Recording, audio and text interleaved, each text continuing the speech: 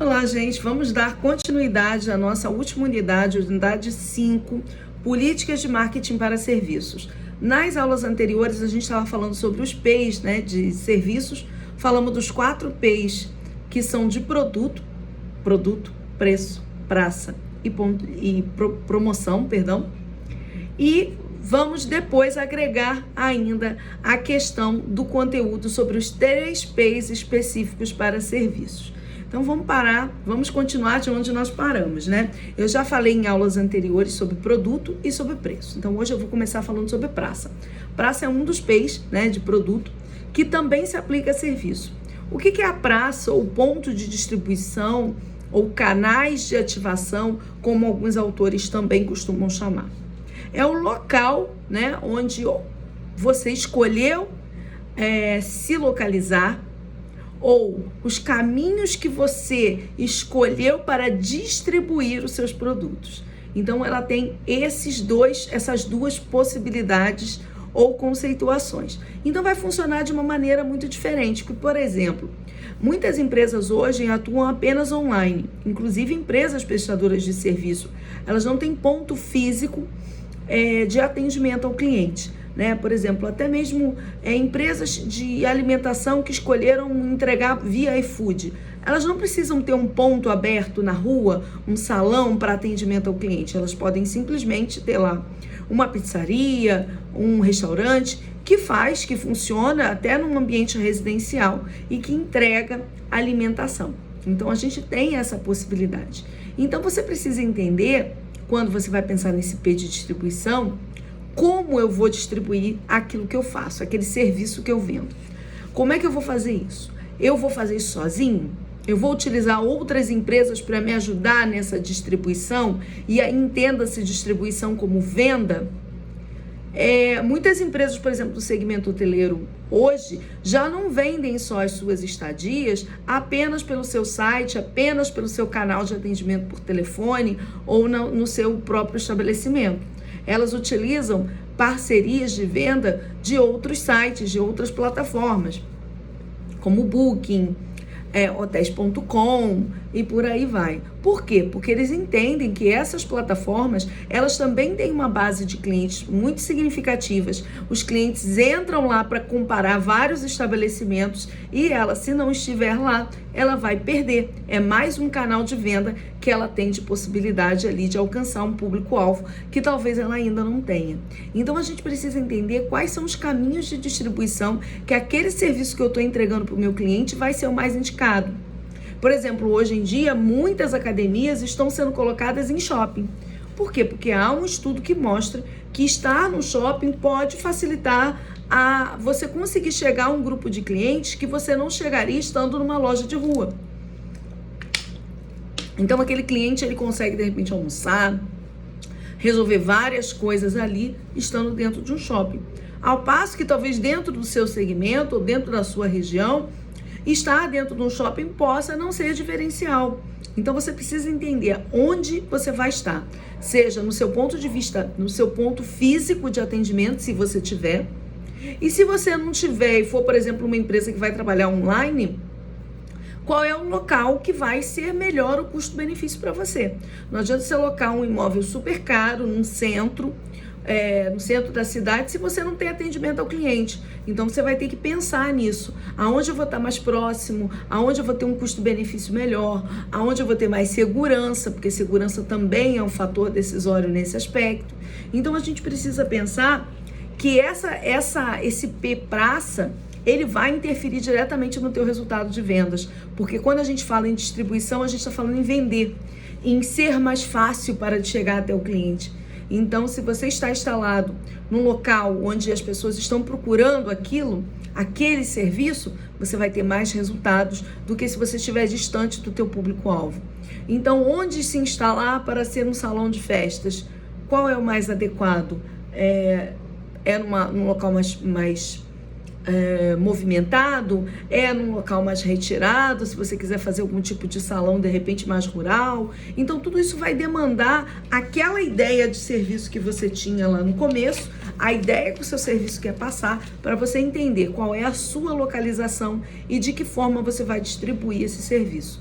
se é utilizando empresas terceiras, como iFood, como eu falei, né, como hotéis.com, outros sites que vão revender seu serviço, ou não, ou se é você mesmo que vai fazer esse contato via redes sociais, via um site próprio, via uma loja física. Você vai tentar entender como é que você vai fazer para chegar nesse teu cliente, né?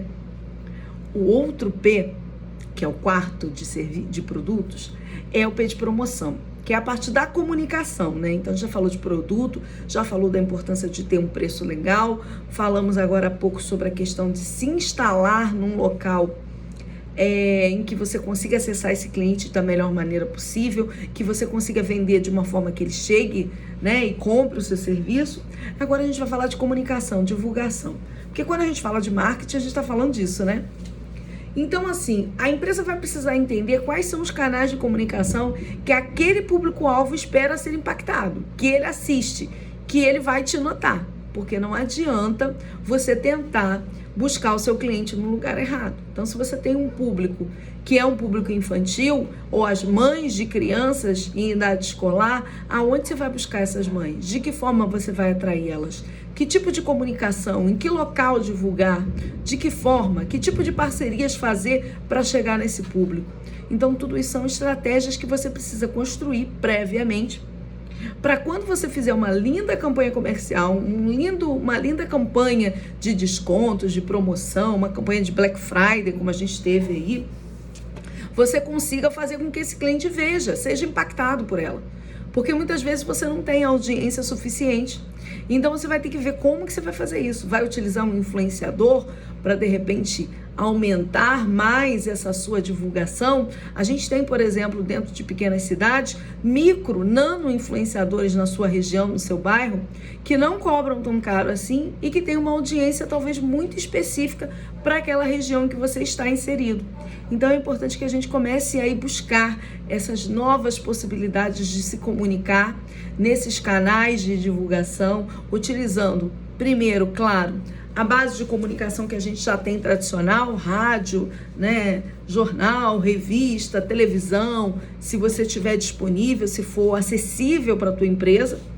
Mas fora isso, e buscar também nesses canais que a gente tem já hoje de comunicação, que são digitais, como as mídias sociais, né, como mensagens diretas, mala direta, SMS, né, listas de transmissão no WhatsApp, coisas que você consiga se estabelecer uma relação de comunicação muito interessante com o teu cliente.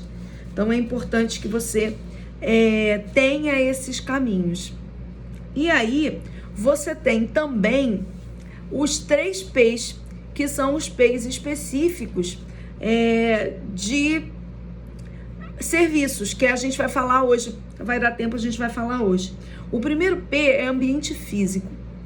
Eu já falei aqui, existe uma certa divergência entre autores de quais são esses P's de fato, tá? Cada autor vai apresentar um P diferente. A gente está usando como base Kotler. Kotler é o pai do marketing, a gente já falou isso aqui. Então a gente usa como base aquilo que Kotler aponta, que são esses P's que ele entende que são os adicionais para serviço. Para você usar, além dos 4 P's de marketing para produto, usar 3 P's de serviço. E o primeiro deles é ambiente físico, que em inglês é physical, com PH, né? Por isso que ele é um P também, embora a gente não consiga ver em inglês, né? Até bem pouco tempo em português, bem pouco tempo não, muito tempo. Farmácia se escrevia com PH e físico também. Então, o ambiente físico é um ambiente onde você vai oferecer o serviço.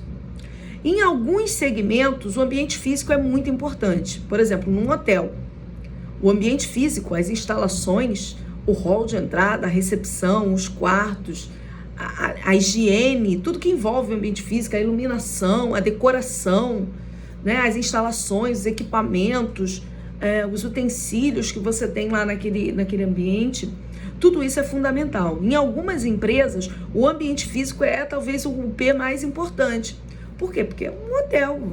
Um hotel, não adianta as pessoas serem super simpáticas com você, a tarifa ser legal, e você chegar lá e ele ser velho, desconfortável, sujo, anti-higiênico, né? E levar a tua vida em risco, ser desconfortável.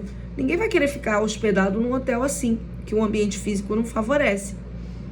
Então, a gente vai ter um peso muito grande, por exemplo, nos hotéis, nesse P de ambiente físico, né? Então, a qualidade de um hotel é a qualidade do seu ambiente físico. Agora, se você não é uma empresa, por exemplo, como a gente já falou aqui, de alto contato, você é uma empresa de baixo contato, que os seus serviços são ofertados via internet, via entrega, ter um ambiente físico bom ou ruim não interfere em nada. Como eu falei, se você faz uma pizza e entrega no iFood, pouco importa como é o ambiente da cozinha onde você está fazendo a pizza, porque o cliente não vai ver. Então, o ambiente físico vai ser uma variável, vai ser um P que vai indiferir nada, não vai fazer diferença nenhuma.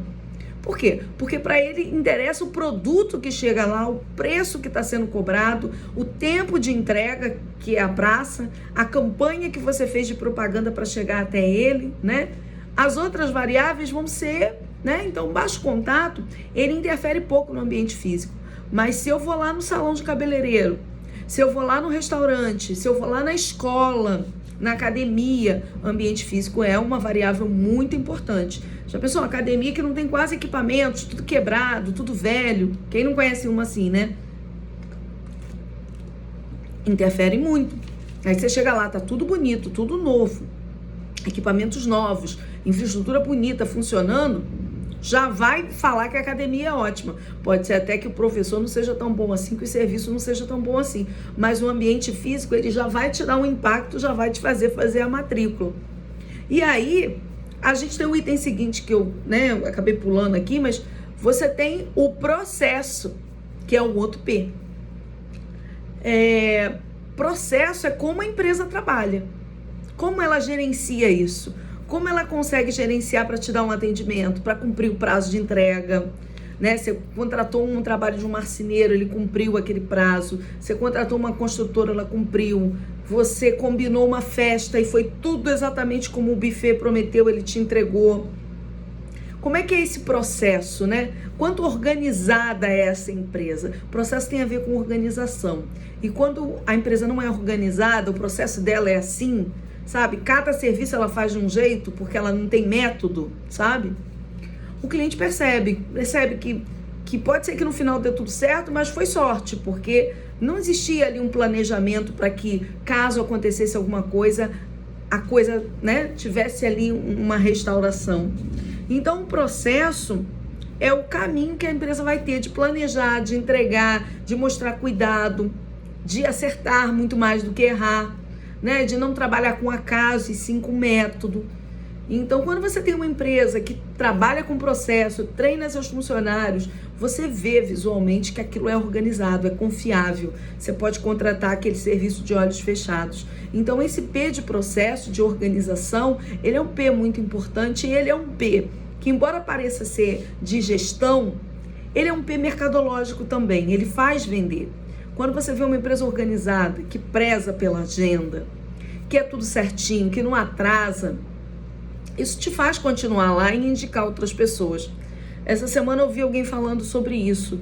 Eu faço fisioterapia numa clínica e uma outra paciente que estava na clínica falou para uma pessoa da empresa que ela indicava muitas pessoas lá porque lá as pessoas respeitavam o horário e o atendimento. Você não chegava lá e ficava horas esperando.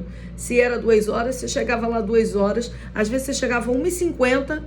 Se não tivesse ninguém, ele já te chamava. Ele não esperava dar 2 horas. E isso é um processo, é gerenciamento de agenda, né?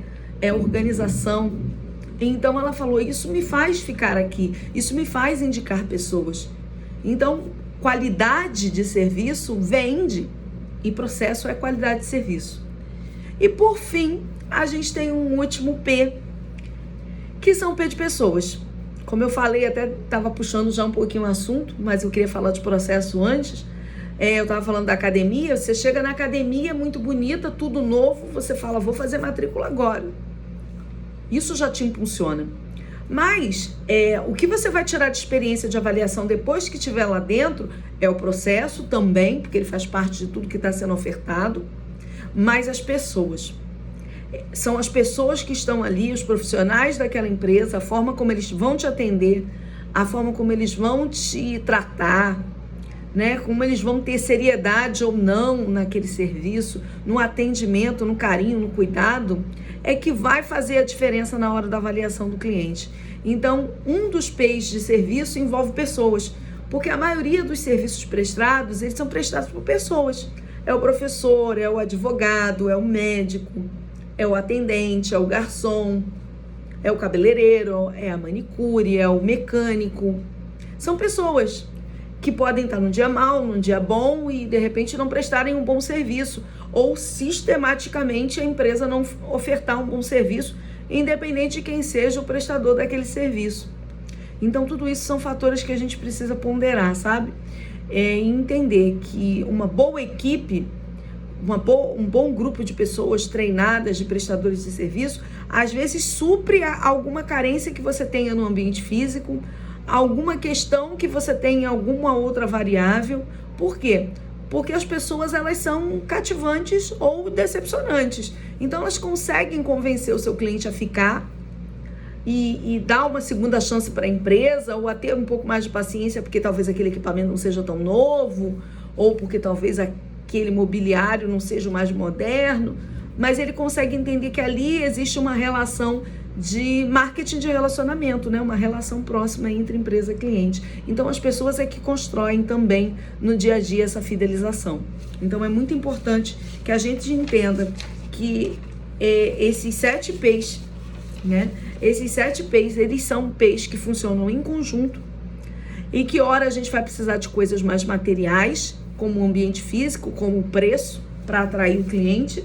E em outras horas a gente vai precisar de aspectos mais subjetivos, mais emocionais, de comunicação, de utilização de um influenciador para te ajudar nisso, de pessoas, né? Enfim, é um processo que funciona de uma forma contínua. Cabe a gente pegar esses 7 P's de marketing de serviços e tentar fazer estratégias que englobem esses 7 P's, né? Para que você não tenha lacunas ali na forma de atrair o seu cliente. Então, esses 7 P's, eles são estratégicos. É para que você pense, pare em cada um deles e fala: onde eu posso, nesse P, conseguir mais clientes, convencer mais pessoas de comprar? Será que ele tá bom? Será que o meu ambiente físico tá bom? Será que o meu processo tá bom? Em que eu posso melhorar no meu processo, no meu preço, na embalagem do meu produto, na forma como eu vendo ele, distribuo ele, na forma como eu comunico, na forma como eu atendo o cliente? Pensar. E a partir do momento que a gente começa a pensar nesses P's como caminhos para chegar até o cliente, a gente vai conseguir ter um cliente certamente mais realizado e fidelizado. Tá certo? É isso. Encerramos por aqui essa unidade 5, unidade final. E agora a gente vai começar a fazer revisão a respeito de tudo aquilo que a gente estudou até aqui. Tá certo? Tchau, tchau, gente.